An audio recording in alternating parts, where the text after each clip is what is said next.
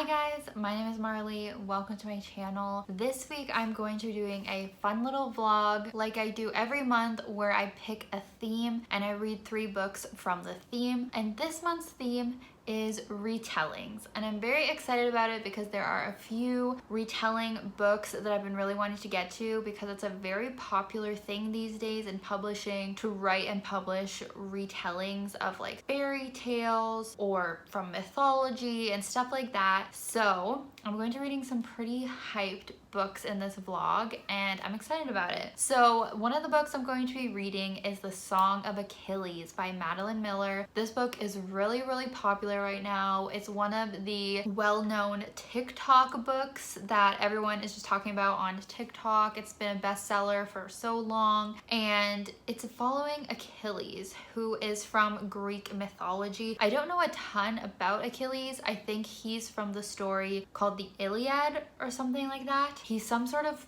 Greek warrior. I really don't know a lot, but I think it's a male-male romance. I believe it was always sort of suspected that him and this other character, Patroclus or something like that, had a romance, and this book actually like explores that. Another book that I'm going to be reading is the legendary A Court of Thorns and Roses by Sarah J. Maas. This is a retelling of Beauty and the Beast, and I've heard it's not a super close retelling, like it's just the initial premise that's based off Beauty and the Beast, but I'm still gonna count it. And again, this is a very hyped up series that I have not gotten to yet. I know that it's about this girl, Farah, I believe, that accidentally kills a fairy, and then the king of the fairies like captures her or kidnaps her as like punishment, kind of like how the beast keeps Belle in his kingdom. So yeah, there's this one. And then the third book, and actually the only book I have started already, is Lore by Alexandra Bracken. So this is another Greek mythology rooted one, and it is following the Agon, which is this competition, I guess in Greek mythology, where a bunch of gods get punished, and their punishment is that they become mortal for a week, and then during that time they can get killed and get replaced. So since I've already started this one and I'm over 200 pages into it, maybe I will just give you my thoughts on the first half and explain it more to you guys. So we're following the main character, Lore, and she comes from one of the families, one of the like descendants, I guess, of these ancient bloodlines that are known as hunters, and they are the ones who hunt down the gods every Agon, and the Agon happens every 7 years. But she has kind of like escaped from that world. She's trying to move on from it. She gets pulled back in,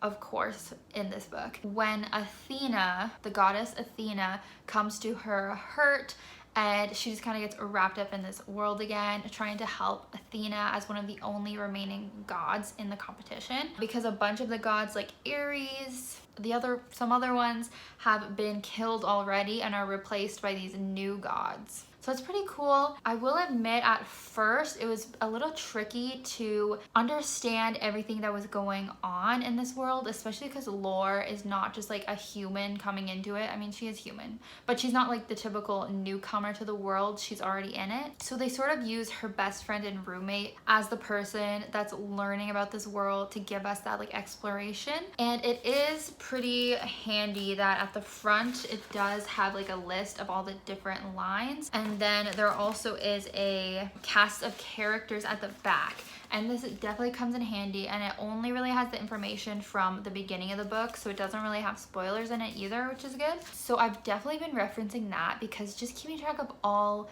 the history that we're learning about and all the different bloodlines and the different gods and things, it's kind of confusing, and even almost halfway through I'm still struggling a little to wrap my head around everything, but it is getting a little easier. At the part I'm at now, we kind of have our little group of characters, and I'm really a fan of them. We have like 2 potential love stories going on, not like a love triangle, but like Lore has a love interest, and then her roommate has like a love interest that I suspect.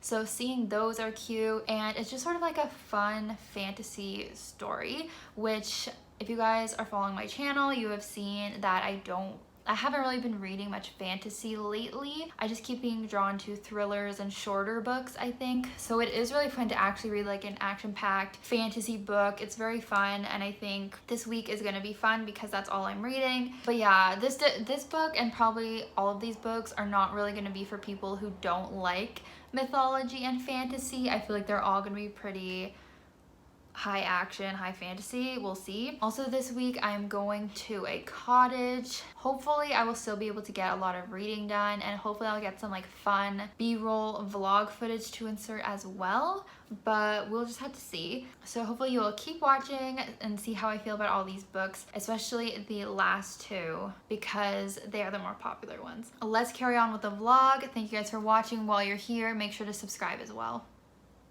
So I read another 100 pages of lore and I'm still liking it. We had a plot twist that was pretty good. The romance, like the main romance, is pretty cute. It is a like childhood friendship to lovers romance, which I think is always cute. Like just them having that history and that build up. It's giving me kind of City of Bones vibes.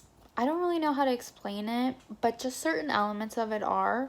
It's also kind of like a feminist book as well. Like there's feminist themes, and it's interesting. We found out like a backstory to Medusa's origin, and it's sort of interesting to learn that she was actually a victim, not a villain. But yeah, so still liking it. Hey guys, so I finished Lore last night and I give it 4 stars. I really enjoyed it. It was so fun diving back into a fantasy book because I have barely read any fantasy this year. Just having like a different take on Greek mythology, because pretty much my only exposure to Greek mythology has been Rick Riordan's books. So this was definitely a more mature take on it. I have to probably give a little warning if you're gonna read this. It is actually a bit gory and a bit like mature for YA. I actually was surprised to learn that this was YA because I just got the vibe that it was like older. Even our main character felt a lot older than 17, but that happens, I guess. But yeah, I would also say like a trigger warning for like harm against children. If that's something that disturbs you, as it probably should. There is some kind of gruesome stuff with children that didn't love that. Overall, it was really good. There were a lot of plot twists throughout that were quite shocking, so I liked that. Lore was a really likable main character, as I think I said already, and her love interest I enjoyed, and then some of the side characters were great as well. The ending, I feel a little bit mixed. Like I feel like it was a little bit bittersweet and almost there could have been more, but I guess because it's a standalone, like everything couldn't be super fleshed out. I'm actually surprised it's a standalone and not a series. It's kind of refreshing to read a fantasy that's only a standalone and you're not having to like invest in multiple books. But because of that, I think the ending like was a little bit bittersweet, left a little bit to be desired. But yeah, still great. So I'm very excited to keep reading the other retellings, the other fantasies this week. Hopefully you can't hear that beeping. Sorry. Just because I really enjoyed it. So hopefully I don't get fatigued from this theme, which sometimes happens, but I'm feeling pretty excited. And then it's my last day of work this week. I'm heading to our cottage, so as I said in the beginning, I hope I will have time to read while I'm there.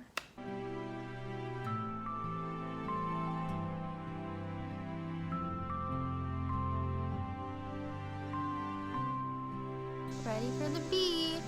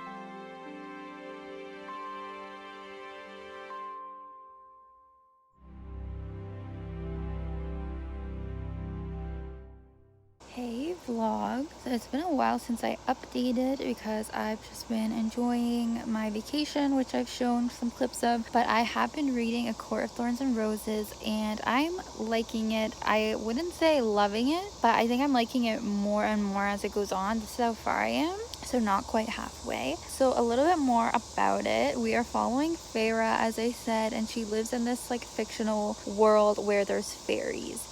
And fairies live in like their own part of the world, and there's like the mortal realm kind of thing. And she just lives with her dad and her two sisters, and she is basically the carer for everyone. They are poor, and she is giving me Katniss Everdeen vibes. I feel like it was inspired by the Hunger Games a little. She like goes out and hunts for her family to get meat for them to eat and like to sell things and stuff to get money. But it's interesting because she is the youngest of the three sisters, yet she is the one that promised her mom she would take care of everyone, which I think is kind of weird. But anyways, when she's out hunting one day, she sees this big wolf that she suspects is a fairy. So she kind of suspects it's a fairy, and she knows that there'll be repercussions if she kills a fairy, yet she still kills it.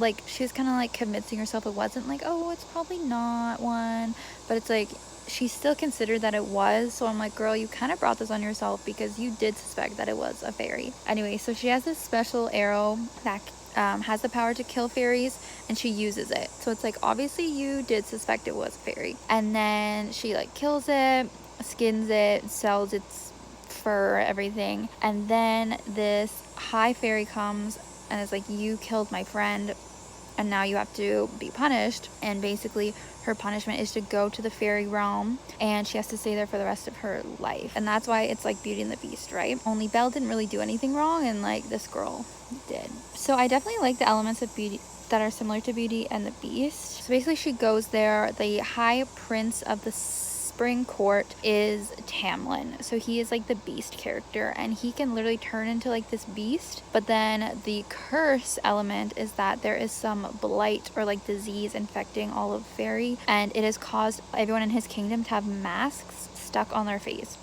which is kind of weird. I'm like, that's kind of a weird curse to have, that you just have like masks stuck on your face that are all like jeweled out. So yeah, so she just has to live there with him, and then she is like bonding with him. There's also another fairy there named Lucian that she's bonding with. I feel like I've read other fairy books and I like the fairy lore a little bit better in the other ones, but we'll see. We're still kind of learning about everything. It's also kind of sad because I feel like I know that Tamlin is not the main love interest that everyone likes. I always hear about Rysand or Rhysand, who's not in this book, I don't believe. So it's kind of sad that Sarah J Maas does this. She like makes you invested in a couple or like a certain guy, like in Throne of Glass, it was Dorian for me, and then like just makes them not be the real love interest. But I do like Tamlin and I like them together so far. I'm also feeling very jealous of Feyre. Like, I just wish I could get whisked away to like a fairy kingdom and just like do nothing with my days. Like, she's literally just painting and like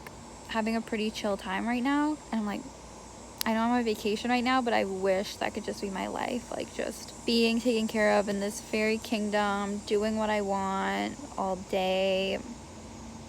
Very jealous. But anyways, so I am liking it. And yeah, just as I've said before in this vlog, it's been very fun reading fantasy again. I am really enjoying it.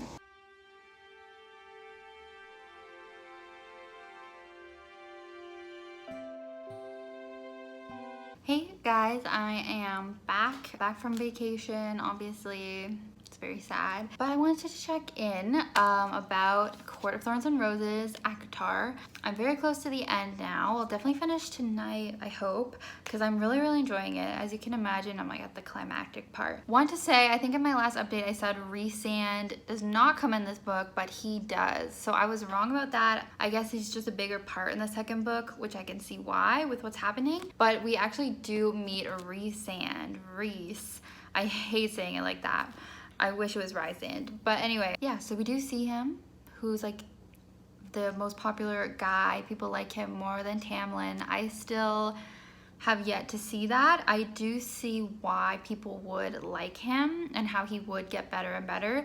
Right now though, in this first book, I'm like, he's still questionable to me with just some of his actions. It's giving me very Vampire Diaries vibes. Like Tamlin is Stefan and Rhysand is obviously Daemon, and I'm team Daemon, so like I could see myself maybe coming around to Rhysand more, but for now I'm sticking with Tamlin as the one that I prefer her with. Anyways, Feyre as a person though is like, she's a great main character because she just makes so much drama happen. Like she does not listen.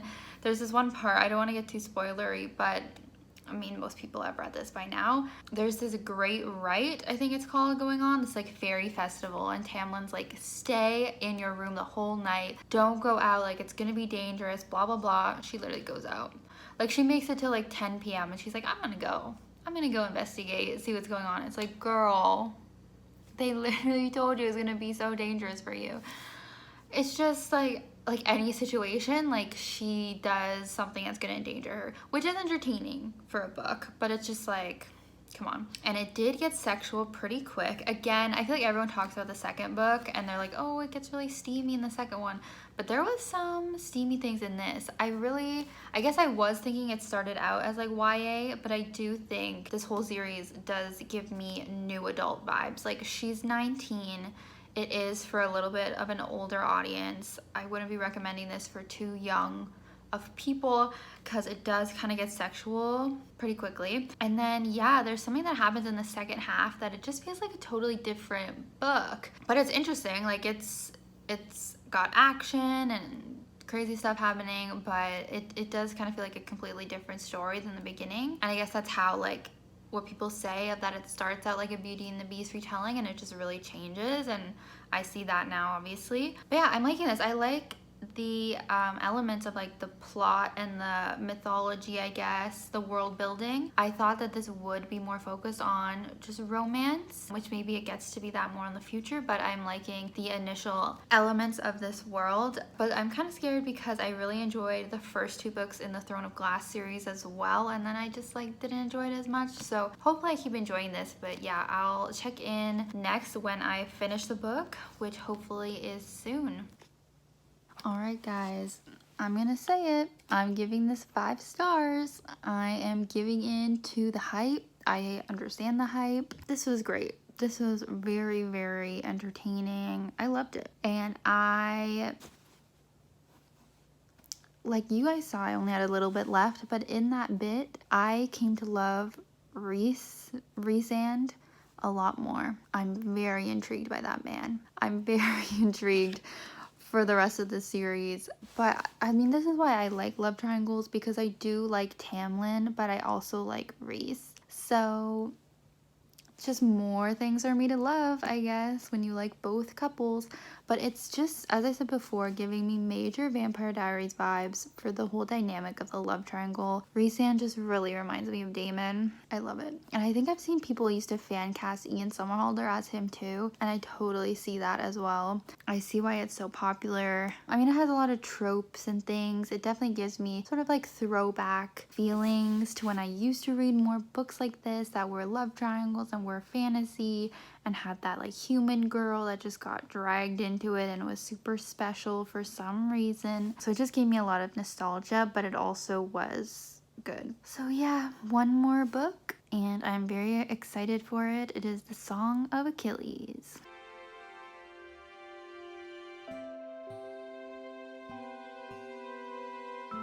Hey guys, so I am 30% of the way through A Song of Achilles, The Song of Achilles by Madeline Miller. And maybe it's kind of early for a check-in, but just felt like checking in anyways. So far, I am definitely enjoying this book, and I am once again understanding the hype for it. That's definitely a theme in this vlog. So as I said, it is based off Greek mythology and the stories surrounding Achilles. I'm gonna be honest, like I do not know very much about these stories. I have talked to my boyfriend a little bit about it, and he's explained there's like the Iliad and the Odyssey. and that's what these characters are based off of. I honestly feel really kind of dumb reading this, and I'm like, should I be understanding this more? I feel like I need to do some actual research about that. But we've seen like some iconic characters like Helen of Troy, who I've definitely heard of. Achilles, obviously. Odysseus. Is that his name? But yeah, starting out, there's like so many names that you're trying to learn and keep track of. All these like Greek names that are sort of tricky and long. Luckily, we didn't have to memorize all of them, but at the beginning, you're just getting like told all these different names, these different kings and like their sons and stuff like that. Pretty quickly, I found out we are actually reading from Patroclus's point of view. And sorry if I'm not saying Patroclus right, but I'm just gonna say it that way because that's what comes naturally to me. So I thought it was gonna be from Achilles' point of view. So I was kind of interested to hear it was Patroclus. We are seeing him from like a very young age. Like we are seeing him as a child and his father wanting him to, you know, marry Helen of Troy for better status, stuff like that. And eventually he ends up getting disowned and like exiled from his family because he murders someone in self-defense, and he gets sent to guess whose kingdom or house or whatever, Mr. Achilles. Achilles is kind of like the golden boy. He's the opposite of Patroclus. Patroclus is more like weak and small and stuff, and Achilles is like a great warrior and prophetized to be a great warrior, like the greatest one, the greatest hero. So then we are seeing sort of their friendship as kids and as they grow up, and then like their training and stuff like that. And I don't want to get into spoilers, of course. But yeah, the writing's really great. I think this is a really cool idea to tell these stories, but in a more like modern way. And the romance is very cute so far. I am very invested, and now we are getting into more of the action. It just got announced that there is this war going on, and I'm scared. Like, I know that people cry about this, so I know like someone's gonna die, and I feel like I should know because I should know like the mythology and the legends, and I just don't. Like, I don't know what happens. I assume it's something with Achilles' heel though, so I can kind of assume what's gonna happen. I'm sad about it, but I'm really enjoying it. I think I will fly through it super quickly, which hopefully I do, because I'm also reading this for my personal book club with my friends, and I know one of them has finished it. So also though, it is sort of disturbing in some ways, like the violence against women, and like obviously that's a part of the times. Like in history, women were literally not treated as humans, definitely not as equals. So just, I don't want to say specifics, but just like the essay that happens and just like disrespect for women throughout, I'm like, okay, I don't love reading this stuff, but I guess it makes it accurate to the times. So that's the only thing that I don't like so far, but I get why it's included. Hey guys, so I hate to say it, but I'm 64% into Song of Achilles, and the book is losing me. This middle chunk is just kind of boring. As I mentioned, like this war has started, this epic war, and it's just not very interesting to me. All the like battle stuff, and then with Achilles and Patroclus, their relationship is already established, and you know I prefer to read about like the build up to a relationship and that tension and all that, and I still think they're cute together, but it's like they are like fully established and together, and there's not really any like interest going on in their relationship right now either, which I'm sure will come. Oh my god, I wonder if you can hear that thunder. It's about to rain.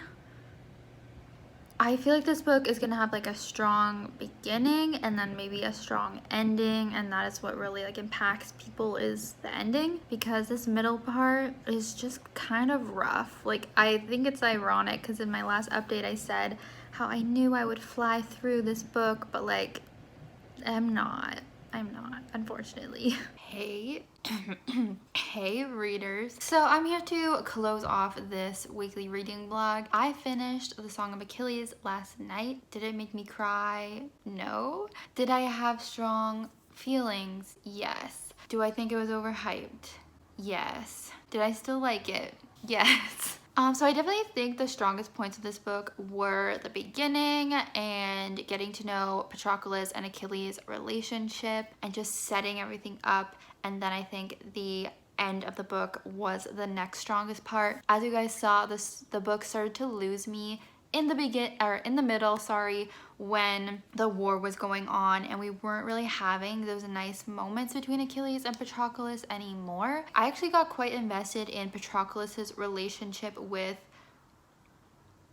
Briseis. I can't quite remember her name, but it was, I think, Briseis. And obviously that was more of a friendship or like familial relationship that they had, but I actually got very invested in that relationship towards the end. Then as for the actual ending, because I am not familiar with the Iliad stories, I was a little bit surprised with what ended up happening, especially, I won't say that actually, which I obviously will not spoil, even though it is like a super old story that everyone might know. Certain things did surprise me and did impact me, but not enough to like actually cry. Like the way it was written didn't make me that sad. There was something with Briseis, whatever her name is, that also affected me as well that I was not expecting. But then I have to say, like after we got that reveal, that upsetting thing that happened, the book kept going on a little bit longer, and that's when I was like, okay, I was flipping through the